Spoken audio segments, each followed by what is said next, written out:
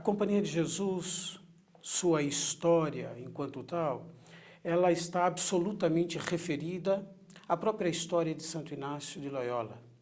Ela surge antes mesmo do encontro dos primeiros companheiros. A Companhia de Jesus é gestada já, no meu modo de entender, quando da conversão de Santo Inácio.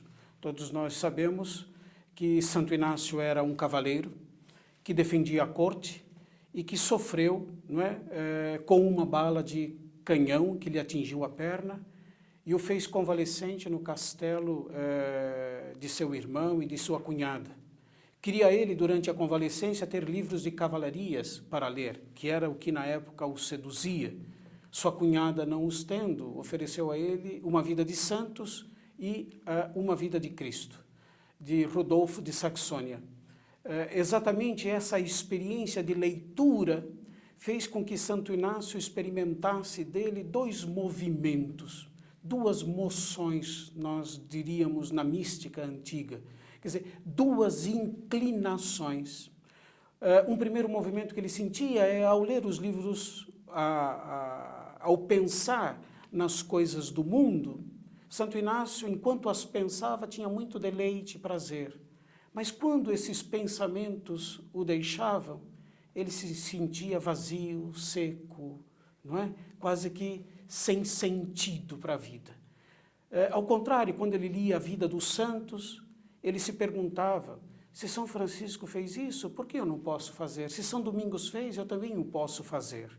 Não é? E esses sentimentos de alegria, de impulso, nós dizemos, para as coisas do alto, não só ganhavam Santo Inácio, ou ganhavam o coração de Santo Inácio, na medida em que ele mesmo os pensava, mas depois de deixar essas leituras e esses pensamentos, ele notou que esse sentimento de alegria, de paz, permaneciam com ele. É essa experiência que o fez sentir que nele havia dois espíritos, um de Deus e depois um outro que ele, nos exercícios espirituais, chamará de inimigo da natureza humana. E, assumindo aquilo que era de Deus, é que Santo Inácio vai decidir servir ao Senhor, com um propósito em primeiro, ir para Jerusalém. O que ele fará muito mais tarde, pois essa possibilidade não pôde ser realizada certamente no tempo que ele queria. Em todo caso, o desejo de Santo Inácio era servir a Deus. Só que para um homem da baixa Idade Média, servir a Deus era igual a ir para Jerusalém, pisar nos mesmos lugares que o Senhor havia pisado. Não tendo sido isto possível, tendo encontrado dificuldades com o que na época era a Inquisição em relação aos exercícios espirituais e à sua pregação, Santo Inácio vai se dedicar aos estudos. E será exatamente na Sorbonne, em Paris, que Santo Inácio vai encontrar os primeiros companheiros, entre eles Pedro Fabro, Laínez, Francisco Xavier, o grande missionário da Índia, e esse grupo vai decidir, então, em 1534, fazer os primeiros votos.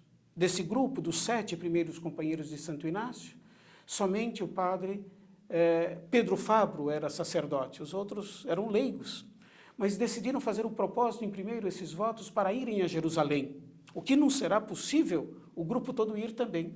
E se eles não conseguissem embarcar em Veneza, que era o propósito, eles então se encontrariam em Roma e se colocariam a serviço do Romano Pontífice. Então, eu diria, nós podíamos dizer que a Companhia de Jesus ela tem origem num movimento de conversão, num movimento de conversão de Santo Inácio.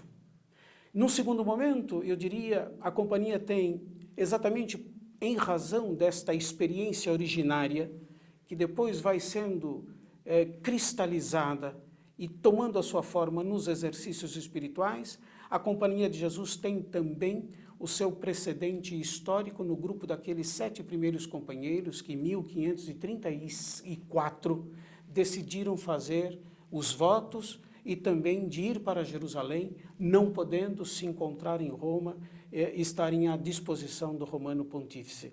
Portanto, eu tenho a impressão que se a gente pudesse colocar esses dois polos juntos, nós unificaríamos esses dois polos com essa frase: a Companhia de Jesus, ela é fruto do querer de Deus.